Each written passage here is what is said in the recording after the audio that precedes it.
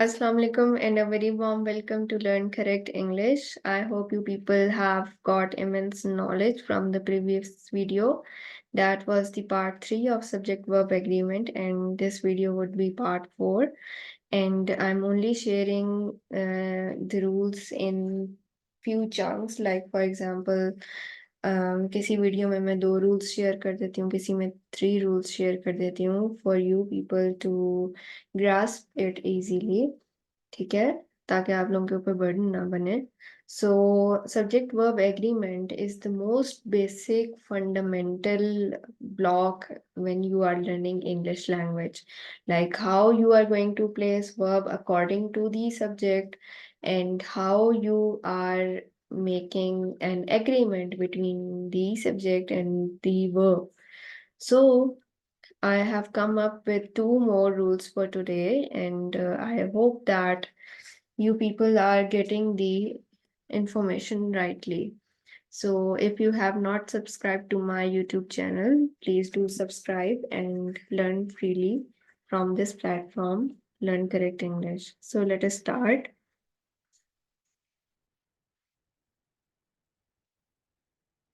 So the very first rule says that जब भी हमारे पास इस तरह के वर्ड्स आ जाएंगे ना किसी भी सेंटेंस में, either, neither, each, everyone, many are, ठीक है, इस तरह के ये आपने याद रखने हैं.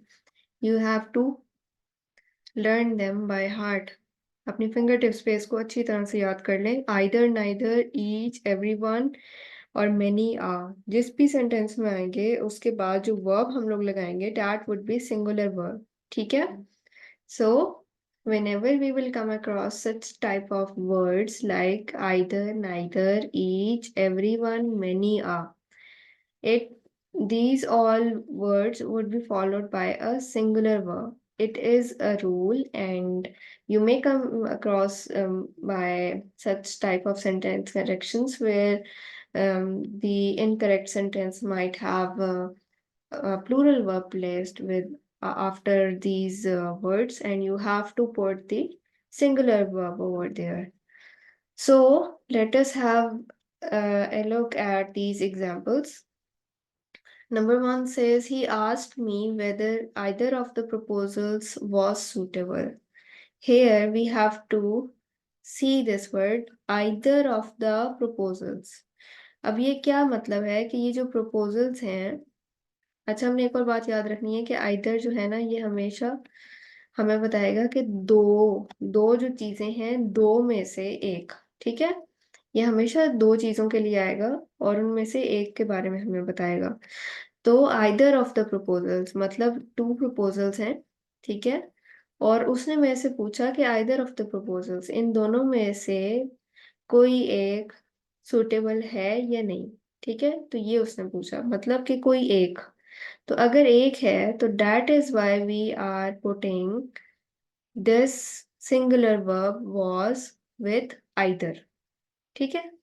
बात क्लियर हुई कि क्यों हमने was पुट की है, क्यों हमने सिंगुलर वर्ब पुट की है either के साथ. बिकॉज either ये होता है कि या तो ये वाला प्रपोजल या ये वाला proposal, we are not taking them all together, ठीक है. सो either you have to pick this or this. So that is why we have put was here. ठीक हो गया. अब हम सेकेंड एग्जाम्पल में देखेंगे. Neither of the two cars was very strong. अब जिस तरह मैंने आपको आइदर का बताया ना कि ये हमेशा दो चीजों में चॉइस होती है, इसी तरह नाइदर का भी यही रूल है कि ये दो चीजों में हमें चॉइस करवाता है. अब देख लें यहाँ पर भी 2 कार्स हैं. Neither of the 2 cars was very strong. अब वो कह रहा है कि एक गाड़ी ये है और एक गाड़ी ये है, तो इन दोनों में से कोई एक भी नहीं स्ट्रॉन्ग है, ठीक है. इन दोनों में से कोई एक भी गाड़ी स्ट्रॉन्ग नहीं है, तो वो ज्यादा फोकस किस पे आ रहा है, एक. इन दोनों में से कोई एक भी नहीं है, तो that is why we have put here was, ठीक है. अगर यहाँ ये होता है ना कि both of the 2 cars were very, फिर आता वर, ठीक है, क्योंकि वहां पर फिर हम ऑल टुगेदर एक चीज को लेकर चल रहे थे. तो यहाँ पर है नाइदर. नाइदर मतलब दोनों में से कोई भी नहीं, इसीलिए वी हैव पुट वाज जो कि क्या है, सिंगुलर वर्ब है. इसी तरह अब हमने इस वाले को देख लेना है। मैंने आपको बताया ऊपर ईच जहाँ पे भी आएगा उसके साथ भी हम क्या पुट करेंगे, singular verb. So each of these metals is found in India.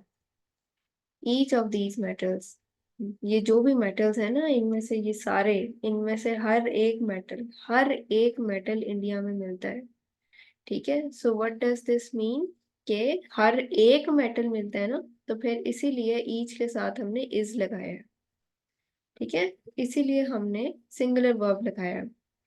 सो इसमें अगर हम देखें एवरीवन, ऊपर देखें एवरीवन भी मैंने आपको लिस्ट में दी है।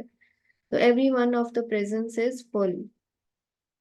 एवरीवन ऑफ द प्रेजेंस मतलब कि जितने प्रेजेंस हैं सब के सब भरे हुए हैं। ठीक है, every one of the presents, हर कोई जो प्रेजेंट खाना है या जेल खाना है, ठीक है, वो सब भरा हुआ है। तो that is why we have put is here. ठीक है, बस आपने ये याद रखना है, जहाँ एवरी वन आएगा आगे वर्ब आपका सिंगुलर आ जाएगा। इधर आप देखें, इधर एवरी वन आया है, every one of the boys loves to write. Every one of the boys, जितने भी बॉयज हैं ना, उन सब को पसंद है कि वो राइट करें। ठीक है, बाहर। ठीक है, तो that is why we have put loves. ठीक है, आगे हमने एस लगाया है इसके। Every one of the boys loves to write. ठीक है, उन बॉयज में से हर किसी को राइटिंग पसंद है। तो अब हम लोग आगे चलते हैं। अब देखें लिस्ट में मैंने ये भी बताया कि मैनी या के साथ जो भी हमारा फ्रेज बनेगा उसके बाद हमने बस ये लगा देना singular verb. I know this is a lot confusing for you people, but we have to go according to the rules and we have to go according to the list that is provided you in the topmost order। ठीक है, इनमें से जो भी आपका word आता जाएगा उसके आगे आपने सिंगुलर वर्ब लगाते जाना है। लाइक अगर हम यहाँ पर देखें, many a man does not know his deeds. अब यहाँ पर मैनी आ के आगे आप एक और बात भी चेक करें कि यहाँ पर मैन आया है, सिंगुलर आया है, इधर मैन नहीं आया। ठीक है, तो ये मैन के आगे डज आ गया। ठीक है, इसी तरह अगर हम यहाँ पर देखें, many a man has come to this trick. इस ट्रिक के, यानी जो भी है ट्रिक में, वो जो जितने भी लोग हैं वो उसमें फंस गए। ठीक है, बट ये देखें यहाँ पर मैनी आ के आगे सिंगुलर आया मैन। ठीक है, इसीलिए हमने क्या लगा दिया, सिंगुलर वर्ब लगा दिया।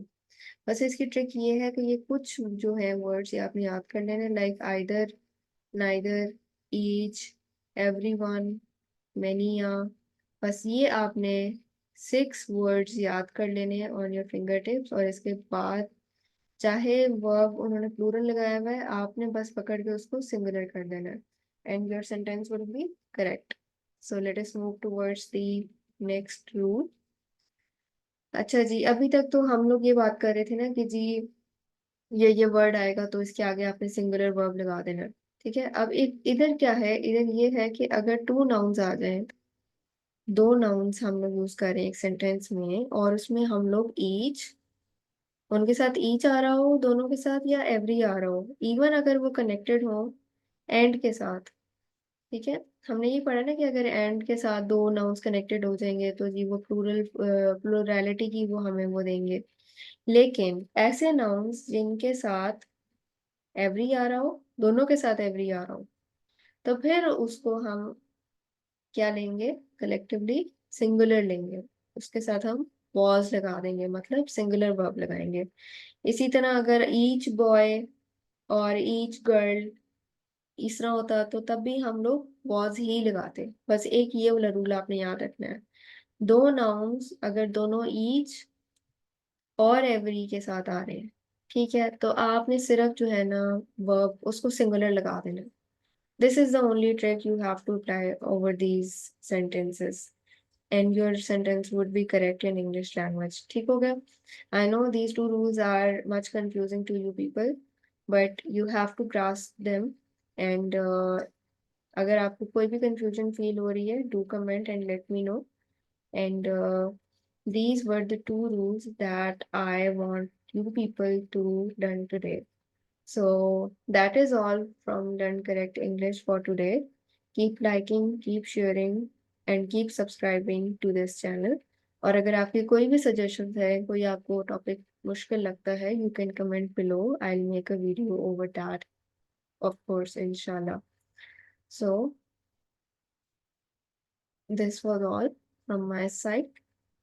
Learn Correct English.